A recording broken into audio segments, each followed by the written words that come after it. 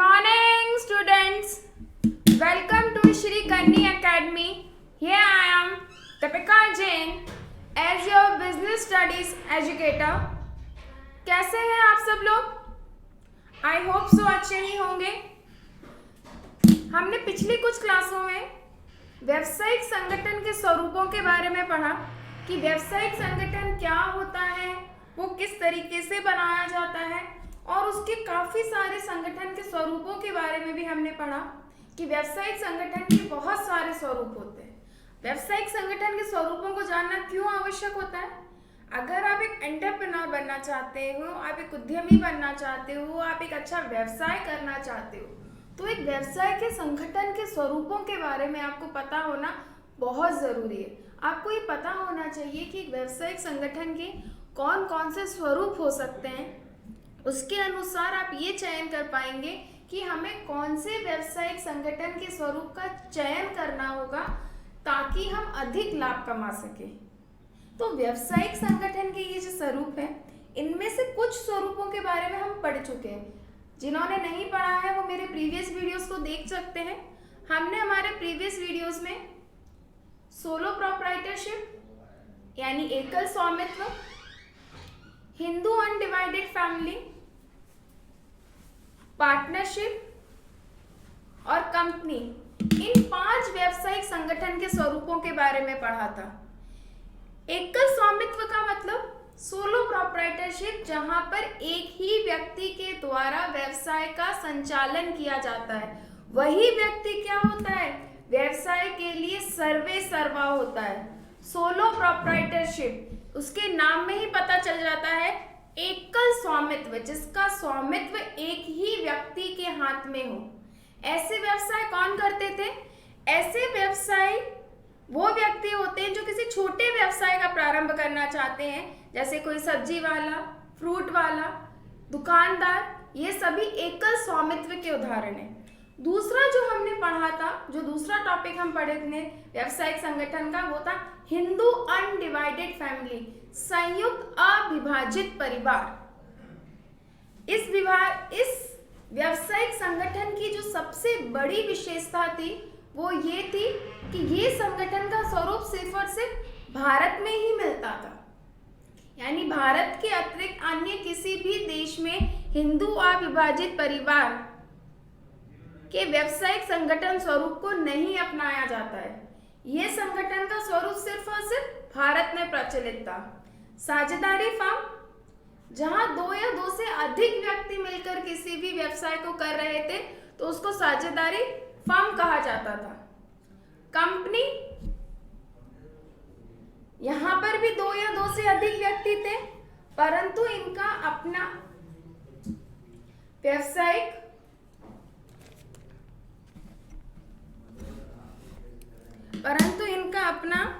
व्यावसायिक अस्तित्व होता था.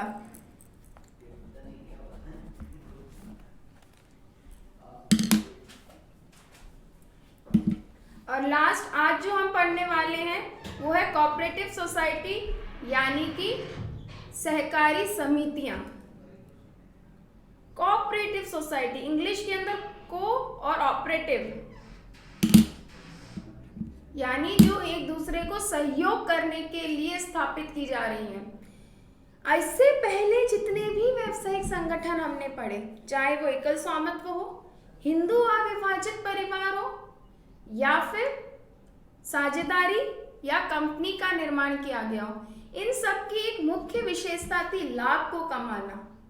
यानी ये जितने भी व्यावसायिक संगठन के, इनका मुख्य उद्देश्य लाभ कमाना होता था. ये लाभ कमाने के उद्देश्य से किसी व्यवसाय को प्रारंभ करते थे. इनका उद्देश्य सेवा भावना नहीं होता था, परंतु कोऑपरेटिव सोसाइटी यानी कि सहकारी संगठन किसी साझे उद्देश्य के लिए एक साथ मिलकर काम करना है. सहकारी समिति उन लोगों का स्वैच्छिक संगठन है जो सदस्य कल्याण के लिए एकजुट हुए हैं. इस चीज को बहुत अच्छे से आपको याद रखना है. यही चीज इसकी सबसे बड़ी विशेषता है कि सहकारी संगठनों का उद्देश्य लाभ कमाना ना होकर के कल्याण करना होता है. यानी ये सहायता करने के उद्देश्य से किए जा रहे हैं, ना कि लाभ कमाने के उद्देश्य से। तो आप कभी भी सहकारी संगठनों के लिए अपनी परिभाषा में ये शब्द को इंक्लूड या सम्मिलित नहीं कर सकते कि सहकारी संगठन वो संगठन है जो 2 या 2 से अधिक व्यक्तियों के लिए मिलकर किया जाता है और जो लाभ कमाने के लिए एकत्रित हुए। नहीं, अगर 2 या 2 से अधिक व्यक्ति मिलकर लाभ कमाने के लिए एकत्रित हो गए या कुछ व्यक्ति मिलकर लाभ कमाने के लिए एकत्रित हो गए तो वो सहकारी संगठन कभी नहीं कहा जाएगा। उसको आप ये नहीं कह सकते कि ये हमारी एक सोसाइटी है। सहकारी संगठन वो संगठन है जहां पर लोग कल्याण करने की भावना से एकजुट होते हैं, सहायता करने की भावना से एकजुट हो रहे हैं। तो ये लाइन इसकी परिभाषा के लिए सबसे ज्यादा इंपॉर्टेंट है। तो सहकारी समिति उन लोगों का स्वैच्छिक संगठन है जो सदस्यों के कल्याण के लिए एकजुट होते हैं। कल्याण के लिए उपभोक्ता सहकारी समिति, अगर किसी ने कंज्यूमर कोऑपरेटिव सोसाइटी बनाई है, कौन सी? कंज्यूमर यानी उपभोक्ता, तो वो उपभोक्ताओं की सहायता प्रदान करने का काम करेगी। वो उपभोक्ताओं को कम मूल्य पर वस्तु और सेवाएं उपलब्ध करवाती है। वो उपभोक्ताओं की शिकायतों का समाधान करेगी। उस सोसाइटी यानी उस संगठन का उद्देश्य उपभोक्ताओं से लाभ कमाना नहीं होकर के उनकी सहायता प्रदान करना होगा। तो सहकारी संगठन की डेफिनेशन यानी परिभाषा समझ में आई। सहकारी समिति उन लोगों का स्वैच्छिक संगठन है जो सदस्य कल्याण के लिए एकजुट होते हैं। सहकारी समिति के लिए कुछ और पॉइंट्स जो हमें हमारे ध्यान में रखने हैं। जिस तरीके से सहकारी समिति को संचालित किया जाता है उसके लिए एक अधिनियम बनाया गया है। जिस तरीके से कंपनी को संचालित करने के लिए हमने कौन सा अधिनियम पढ़ा था? कंपनी अधिनियम 2013। साझेदारी के लिए साझेदारी अनुबंध अधिनियम 1932। इसी प्रकार से सहकारी समिति का संचालन समिति अधिनियम 1912 के द्वारा किया जाता है।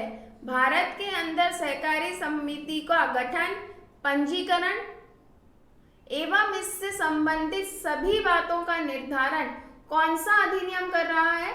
सहकारी समिति अधिनियम 1912। हमने साझेदारी फॉर्म के लिए पढ़ा था कि उसका पंजीकरण यानी कि रजिस्ट्रेशन करवाना अनिवार्य नहीं है, परंतु सहकारी समिति का पंजीकरण करवाना अनिवार्य होता है। यानी जब तक आप अपनी समिति को समिति अधिनियम 1912 के अंदर पंजीकृत नहीं करवा लेते तब तक आप सहकारी समिति के रूप में कार्य नहीं कर सकते। आप कोऑपरेटिव सोसाइटी के रूप में फॉर्म हुए नहीं माने जाएंगे। समिति का गठन करने के लिए कम से कम 10 बालिग सदस्यों की आवश्यकता होती है। कितने सदस्य चाहिए आपको? 10 बालिग सदस्यों की आवश्यकता होगी। मिनिमम 10 मेंबर्स, न्यूनतम 10 सदस्य। ये 10 सदस्यों की संख्या आपको याद रखनी होगी। इसके साथ आपको ये भी याद रखना होगा कि हर संगठन के स्वरूप में सदस्यों की संख्या परिवर्तित हो रही है। तो आपको ये याद रखना होगा कि किस संगठन के स्वरूप में न्यूनतम कितने सदस्य होते हैं और अधिकतम कितने सदस्य होते हैं। ये वो बातें हैं जो बच्चे कई बार भूल जाते हैं और फिर गलत लिख कर आते हैं। तो हमें ये चीजें बहुत अच्छे से पता होनी चाहिए कि किस संगठन के स्वरूप में कितने व्यक्तियों की आवश्यकता होगी। अगर हम एकल स्वामित्व की बात करें तो कितने सदस्य थे? 1। साझेदारी के लिए न्यूनतम 2। कंपनी के लिए अगर प्राइवेट कंपनी है तो हमने कितने सदस्य पढ़े थे? 2 सदस्य। और पब्लिक कंपनी है तो 7। और अब सोसाइटी की बात कर रहे हैं तो कोऑपरेटिव सोसाइटी के लिए 10। ये मेंबर्स की मार्क्स और 2 मार्क्स में कई बार पूछा जाता है सहकारी समिति के लिए न्यूनतम कितने सदस्यों की आवश्यकता हो सकती है, या साझेदारी के लिए न्यूनतम कितने साझेदारों की आवश्यकता होगी। तो इनके बिना हम कभी भी क्वेश्चंस को ढंग से अटेंड नहीं कर पाएंगे। तो सहकारी समिति के लिए कम से कम कितने सदस्य चाहिए? सहकारी समिति के लिए हमें कम से कम 10 बालिग सदस्य चाहिए। एक और पॉइंट, सदस्य कैसे होने चाहिए? बालिग। बालिग सदस्यों का मतलब वो 18 वर्ष की आयु को पूर्ण कर चुके हो। नाबालिग सहकारी समिति का सदस्य नहीं बन पाएगा। समिति की पूंजी अंशों का निर्गमन करके इसके सदस्यों द्वारा जुटाई जाती है, यानी सहकारी समिति भी कंपनियों की भांति अंशों का निर्गमन करेगी और इसके जो सदस्य होंगे वो इसकी पूंजी को जुटाते हैं। प्रत्येक सदस्य अपने द्वारा धारित अंशों तक की राशि सहकारी समिति को निर्गमित करता है या सहकारी समिति में निवेशित करता है। तो 3 चीजें जो हमें बहुत क्लियरली समझनी है यहाँ पर। सबसे पहली, सहकारी समिति का पंजीकरण अनिवार्य होता है और ये पंजीकरण किस अधिनियम में किया जाता है? ये पंजीकरण समिति अधिनियम 1912 में किया जाता है। दूसरा, सहकारी समिति के गठन के लिए हमें कितने सदस्य चाहिए? तो सहकारी समिति के गठन के लिए हमें कम से कम 10 बालिग सदस्यों की आवश्यकता होगी। थर्ड, समिति के लिए हम पूंजी की व्यवस्था किस प्रकार से करते हैं? तो हम समिति के लिए पूंजी की व्यवस्था अंशों का निर्गमन करके करते हैं। और ये पूंजी कौन जुटाता है? ये पूंजी इसके सदस्य जुटाते हैं। अगर हम सहकारी संगठन की फीचर्स, इसके लक्षण या इसकी कुछ विशेषताओं के बारे में बात करें तो अन्य व्यवसायों की तरह इसकी भी कुछ अपने विशेष लक्षण होते हैं, जिसमें सबसे पहला है स्वैच्छिक सदस्यता। सहकारी संगठन का मुख्य उद्देश्य सेवा भावना या व्यक्तियों का कल्याण करना होता है, तो इसकी सदस्यता भी स्वैच्छिक होती है, यानी कोई भी बालिग व्यक्ति अपनी स्वेच्छा से सहकारी समिति का सदस्य बन सकता है। उसे किसी अन्य व्यक्ति से अनुमति लेने की आवश्यकता नहीं होती है या वह किसी दबाव में आकर सदस्य नहीं बनता है। सहकारी समिति वही व्यक्ति गठन करते हैं जो अपनी स्वेच्छा से समाज का कल्याण करना चाहते हैं या समाज के प्रति सेवा भावना रखते हैं, जिनका उद्देश्य व्यक्तियों की सहायता प्रदान करना होता है, उन्हें कम मूल्य पर वस्तु और सेवाएं प्रदान करना, गरीब व्यक्तियों का कल्याण करना। जो भी व्यक्ति इस प्रकार के उद्देश्यों को रखता है वो स्वैच्छिक रूप से किसी भी सहकारी समिति का सदस्य बन सकता है। वैधानिक स्थिति, सहकारी समितियां कंपनी की भांति अपने सदस्यों से पृथक वैधानिक अस्तित्व रखती हैं, क्योंकि इनका पंजीकरण सहकारी समिति अधिनियम 1912 के अंतर्गत किया जाता है, इसीलिए इनका शाश्वत उत्तराधिकार होता है। सहकारी समितियों का स्थायित्व दीर्घ काल का होता है और ये कानून से मान्यता प्राप्त होते हैं। कानून में इनकी अपनी खुद की एक अलग वैधानिक अस्तित्व होता है। तो वैधानिक अस्तित्व का मतलब कि सहकारी संपत्तियों का या सहकारी समितियों का गठन पंजीकरण सहकारी अधिनियम 1912 में किया जाता है, उसके अंदर इनको पंजीकृत करवाया जाता है। इस कारण से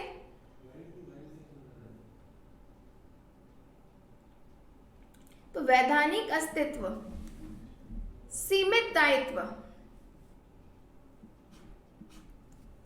सहकारी समिति के प्रत्येक सदस्यों का दायित्व सीमित होता है। सीमित दायित्व का मतलब उनका दायित्व उनके द्वारा धारित अंशों की पूंजी तक ही होता है। जितने अंश उन्होंने सहकारी समिति के क्रय किए हैं उनका दायित्व उस अंश पूंजी तक ही रहेगा। उदाहरण के लिए यदि किसी व्यक्ति ने 100 रुपए के अंश क्रय किए हैं तो उनका दायित्व 100 रुपए के अंशों तक ही सीमित रहेगा। साझेदारी व्यवसाय, हिंदू अविभाजित परिवार और एकल स्वामित्व, यहाँ साझेदारों का दायित्व या व्यक्तियों का दायित्व असीमित होता था। असीमित का मतलब था कि यदि कंपनी के दायित्व या व्यवसाय के दायित्व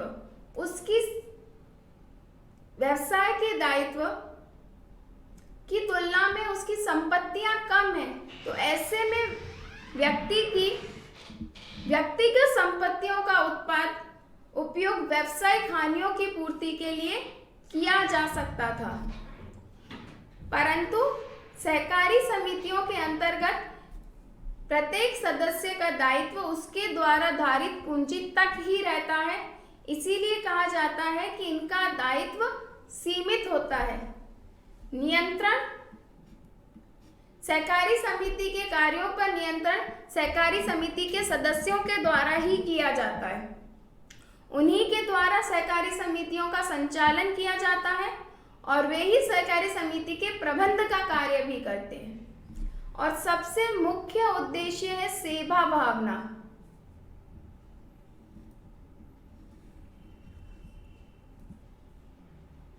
अन्य व्यावसायिक संगठनों के स्वरूपों की तुलना में सहकारी समिति का उद्देश्य लाभ कमाना ना होकर के सेवा भावना होता है।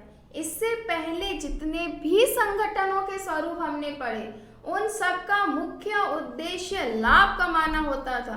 वो किसी भी व्यवसाय का संचालन लाभ कमाने के उद्देश्य से कर रहे थे, जबकि सहकारी समिति लाभ कमाने के उद्देश्य से कोई कार्य ना कर सेवा भावना से करती है, जहां पर वो व्यक्तियों के लिए कल्याण करना चाहती है, उनकी सहायता प्रदान करना चाहती है। बहुत सारी सहकारी समितियां हो सकती हैं, किसान कल्याण सहकारी समिति, सहकारी ऋण समिति, आवासीय सहकारी समिति, ये सभी समितियां समाज के व्यक्तियों के कल्याण के लिए कार्य करती है। उदाहरण के लिए जिस प्रकार से सहकारी ऋण समिति है, यह गरीब व्यक्तियों को कम ब्याज दर पर, न्यूनतम ब्याज दर पर ऋण प्रदान करती है। तो इस प्रकार से इन समितियों का मुख्य उद्देश्य क्या है? सेवा भावना होता है। तो इनके लक्ष्यों की अगर हम एक बार वापस से बात करें तो स्वैच्छिक सदस्यता, वैधानिक स्थिति, सीमित दायित्व, नियंत्रण और सेवा भावना। प्रत्येक संगठन की तरह सहकारी समिति की भी अपने कुछ लाभ और हानियां होती हैं। तो इसके प्रमुख लाभ या गुण, जिसको हम एडवांटेज कहते हैं, प्रमुख हैं। सबसे पहला है वोट की समानता। सहकारी समिति के प्रत्येक सदस्य को मतदान का अधिकार होता है। सभी सदस्यों को समान रूप से मतदान का अधिकार दिया जाता है। निर्णय लेने के लिए सहकारी समिति के निर्णय लेने के लिए जब भी मतदान किया जाएगा तो उसके सभी सदस्यों को मतदान का समान अधिकार प्राप्त होता है। सीमित दायित्व, उनका दायित्व उनके द्वारा निवेशित पूंजी तक ही सीमित रहता है। स्थायित्व, सहकारी समिति का अस्तित्व उसके सदस्यों से भिन्न होता है, उसका अपना शाश्वत उत्तराधिकार होता है, इसीलिए उसका दायित्व या उसका जो स्थायित्व है वो स्थिर होता है।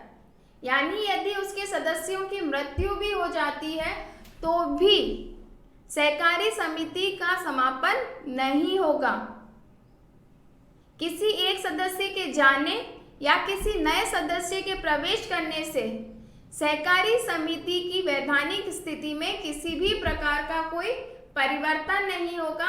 इसीलिए कहा जाता है कि इसका जो संगठन का स्वरूप है वो स्थायी है। सदस्यों के आने या जाने से इनके स्थायित्व में किसी भी प्रकार का कोई परिवर्तन नहीं होगा। मितव्ययी प्रचलन। पिछले कुछ संगठनों के स्वरूप में हमने एक लिमिटेशन पढ़ी थी, विरोधाभास, कि कई बार सदस्यों के बीच में विरोधाभास उत्पन्न हो जाता है। क्यों? क्योंकि लाभ कमाना उनके मध्य में एक मुख्य उद्देश्य होता है। तो जब किसी एक व्यक्ति को अधिक लाभ होता है और दूसरे को कम, तो उनके बीच में विरोध की भावना जन्म लेती है। पर जब हम किसी व्यवसाय का संचालन सेवा भावना से करते हैं, दूसरों के कल्याण के लिए करते हैं, तो ऐसे में व्यवसाय का संचालन बहुत सरलता से किया जा सकता है, क्योंकि वहां एक दूसरे के प्रति हीन भावना जन्म नहीं लेती है। तो जो व्यवसाय के संगठनों का कार्य होता है, सहकारी समिति के सदस्य मिलजुल कर आपस में कर लेते हैं, तो इस प्रकार से उसके समस्त कार्यों का संचालन सरलता पूर्वक किया जाता है। सरकारी सहायता। व्यावसायिक संगठन की सबसे अच्छा जो स्वरूप है वो है सहकारी समिति। ये दूसरों के कल्याण के लिए काम कर रही है। सो इस उद्देश्य में सरकार के द्वारा भी उन्हें विभिन्न प्रकार की सहायताएं प्रदान की जाती हैं। इनको कर में मुक्ति प्रदान होती है, टैक्स में छूट मिलती है, कई प्रकार के अभिदान यानी सब्सिडीज इनको रिसीव्ड होती हैं। तो सरकार भी चाहती है कि कोऑपरेटिव सोसाइटियों का निर्माण ज्यादा से ज्यादा हो, यानी ज्यादा से ज्यादा सहकारी समितियों का गठन किया जाए, ताकि गरीब व्यक्तियों को सहायता प्रदान की जा सके। तो इस उद्देश्य से सहकारी समितियों को बढ़ावा देने के उद्देश्य से सरकार द्वारा बहुत प्रकार से, विशेष प्रकार से इन सहकारी समितियों को सहायता प्रदान की जाती है, जिसमें सबसे बड़ी जो इनकी सहायता होती कर में मुक्ति, टैक्स में छूट।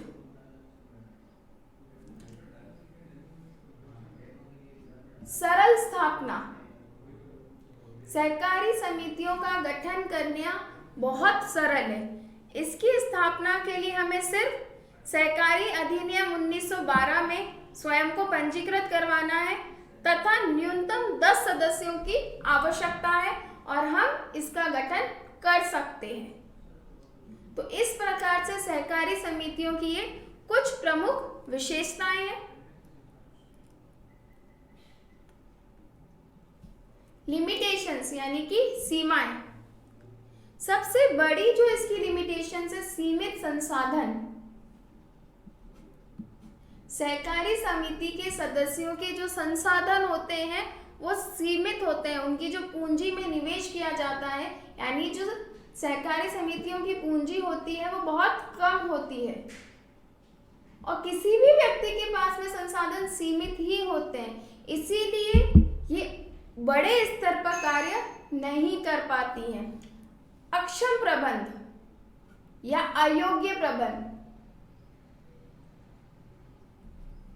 सहकारी समिति का प्रबंध सहकारी समिति के सदस्यों द्वारा ही किया जाता है और यह आवश्यक नहीं है कि ये सदस्य प्रबंध के हर क्षेत्र में कुशल या विशेषज्ञ हों।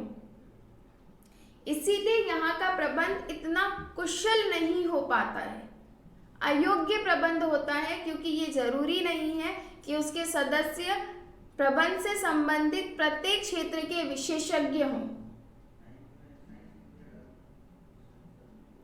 गोपनीयता की कमी।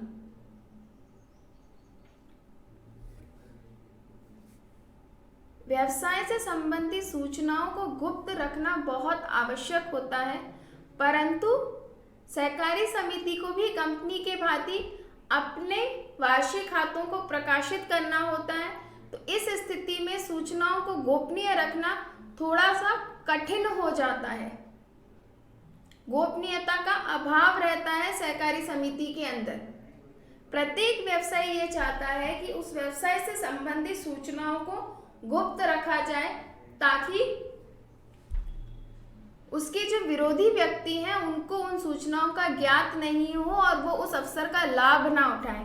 परंतु जब हम हमारे वार्षिक खातों को प्रकाशित करते हैं तो इससे अन्य व्यक्तियों को हमारे व्यवसाय के बारे में सूचना प्राप्त हो जाती है और गोपनीयता का अभाव होता है। तो यह इसकी एक बहुत बड़ी सीमा है। सरकारी नियंत्रण, हमने इसका एक लाभ पढ़ा था, सरकार के द्वारा सहायता। सहकारी समितियों को सरकार के द्वारा सहायता प्रदान की जाती थी।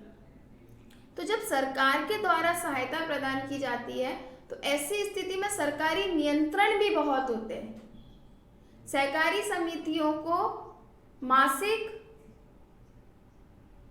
त्रैमासिक, अर्धवार्षिक या वार्षिक आधारों पर समय समय पर सरकार को अलग अलग प्रकार की सूचनाएं उपलब्ध करवानी होती है, ताकि सरकार को इस बात से सुनिश्चित किया जा सके कि सहकारी समिति उचित प्रकार से कार्य कर रही है।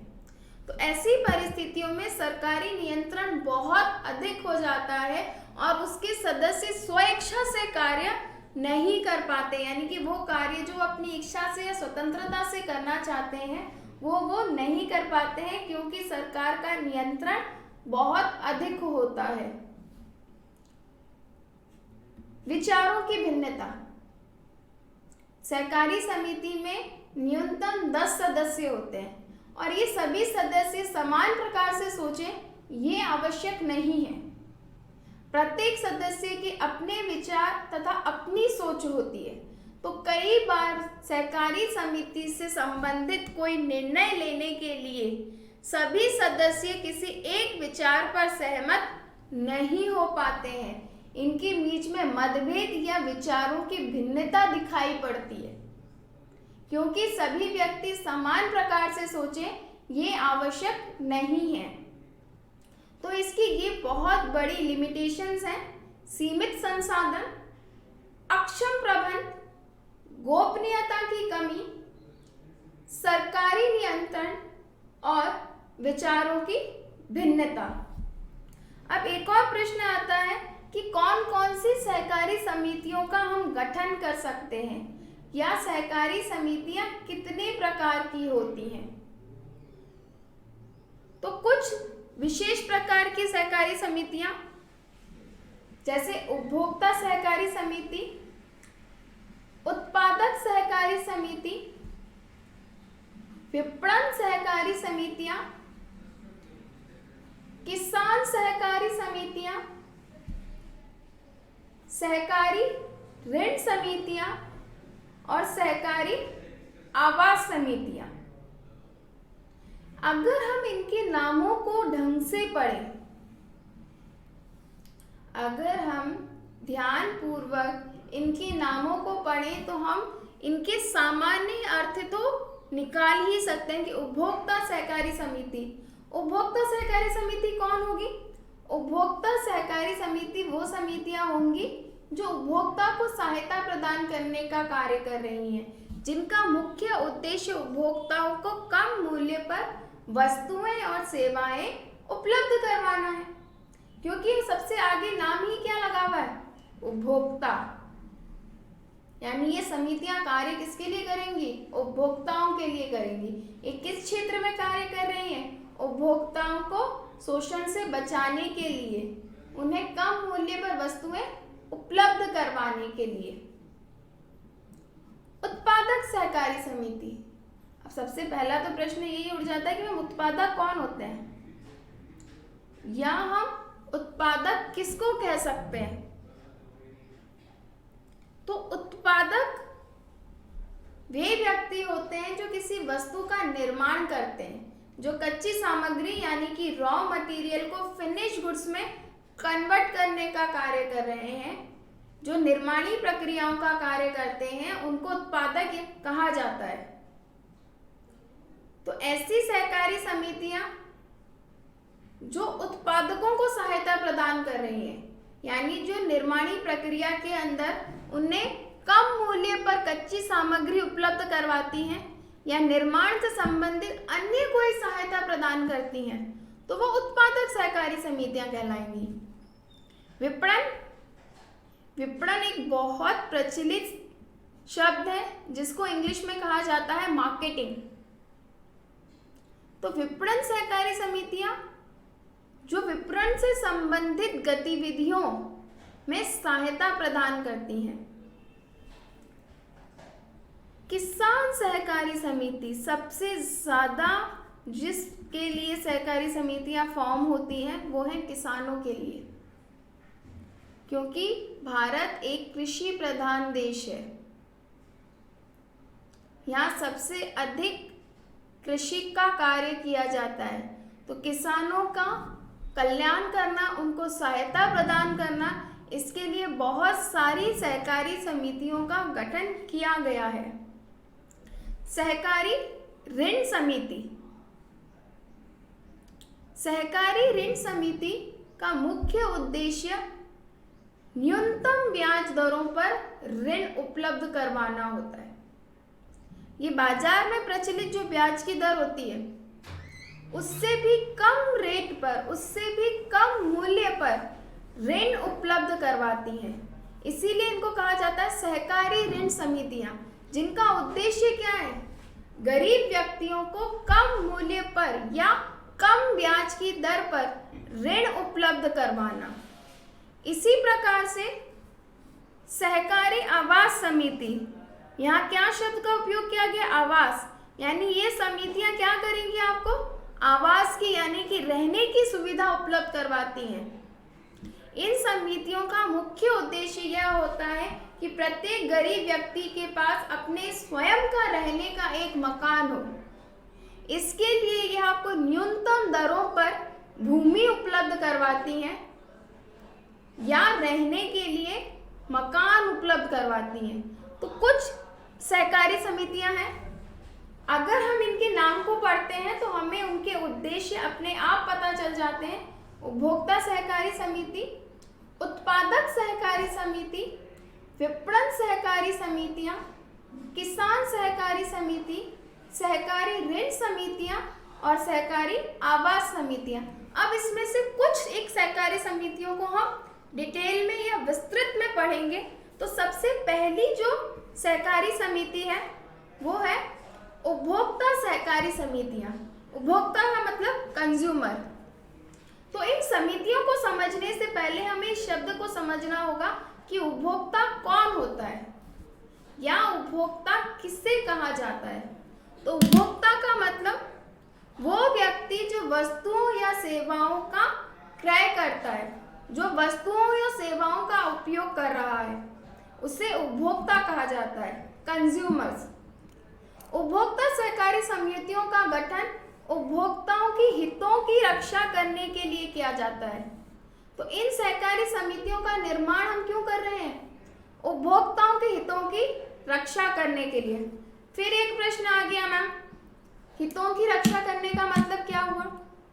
बाजार के अंदर कई बार उपभोक्ताओं को बुरी तरीके से उनका शोषण किया जाता है, उनके हितों को हानि पहुंचाई जाती है। जैसे अधिक मूल्य पर वस्तुएं देना, खराब वस्तुएं उपलब्ध करवा देना।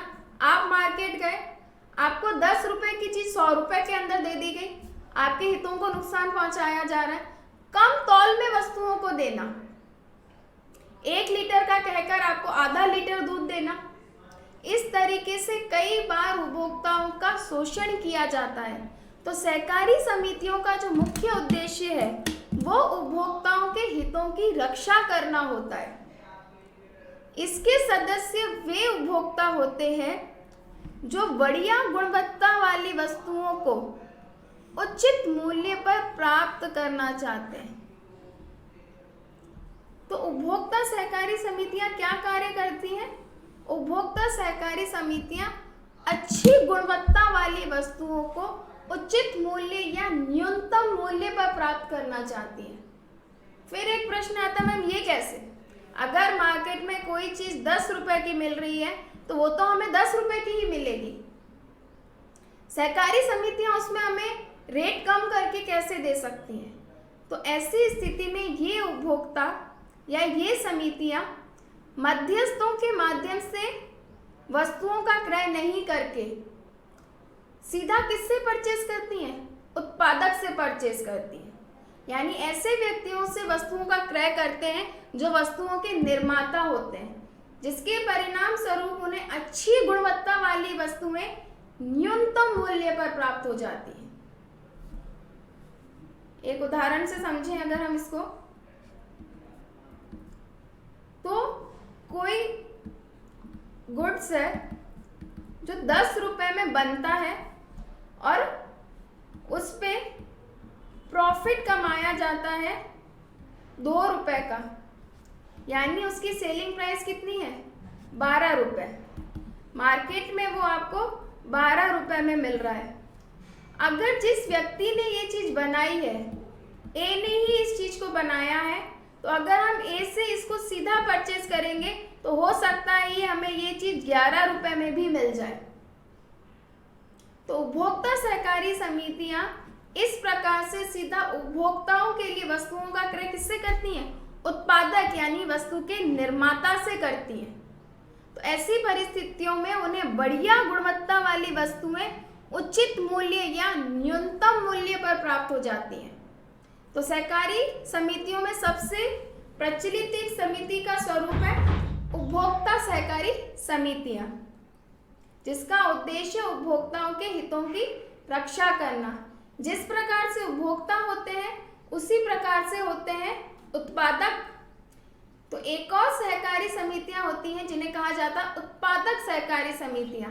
फिर एक प्रश्न हमारे सामने निकल कर आ गया, मैम आप तो एक और नया वर्ड लेकर आए हो, उत्पादक। अब उत्पादक या निर्माता कौन होता है? तो उत्पादक वे व्यक्ति होते हैं जो किसी भी प्रकार की वस्तु का निर्माण करते हैं या जो कच्ची सामग्री यानी रॉ मटेरियल को फिनिश्ड गुड्स में, अंतिम माल में परिवर्तित करने का कार्य करते हैं। ऐसे व्यक्तियों को निर्माता या उत्पादक कहा जाता है। तो उत्पादक सहकारी समितियां वो समितियां होती हैं जो उत्पादकों के हितों की रक्षा करती हैं। उपभोक्ता सहकारी समितियां क्या कर रही थी? उपभोक्ताओं के हितों की रक्षा कर रही थी। तो उत्पादक सहकारी समितियां क्या कर रही हैं? छोटे उत्पादकों के हितों की रक्षा कर रही हैं। अब ये हितों की रक्षा कैसे करती हैं? ये इन्हें कम मूल्य पर कच्ची सामग्री प्रदान करती हैं, कम मूल्य पर उत्पादन की प्रक्रिया से संबंधित विभिन्न प्रकार के उपकरण या संयंत्र उपलब्ध करवाती हैं। इसके सदस्य वे उत्पादक होते हैं जो उपभोक्ताओं की मांग को पूरा करने के लिए वस्तुओं का उत्पादन हेतु आगत यानी कि पैसा या मूल्य चुकाते हैं या जुटाते हैं। तो जब तक आपको इन शब्दों का मतलब नहीं पता होगा कि उपभोक्ता कौन होते हैं, उत्पादक कौन होते हैं, आप इनकी एक्सप्लेनेशन नहीं कर सकते। तो उत्पादक वे व्यक्ति हैं जो किसी वस्तु का निर्माण करते हैं। तो इसके सदस्य भी वही व्यक्ति होंगे जो उपभोक्ताओं की मांग को पूरा करने के लिए वस्तुओं के उत्पादन हेतु आगत जुटाते हैं।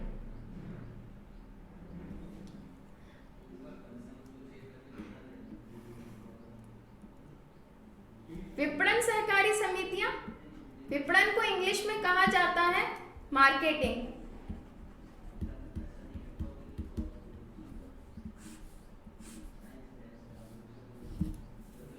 मार्केटिंग का मतलब किसी भी वस्तु के विक्रय के लिए प्रस्ताव रखना या विज्ञापन करना कि वस्तु को बहुत ज्यादा विक्रय किया जा सके।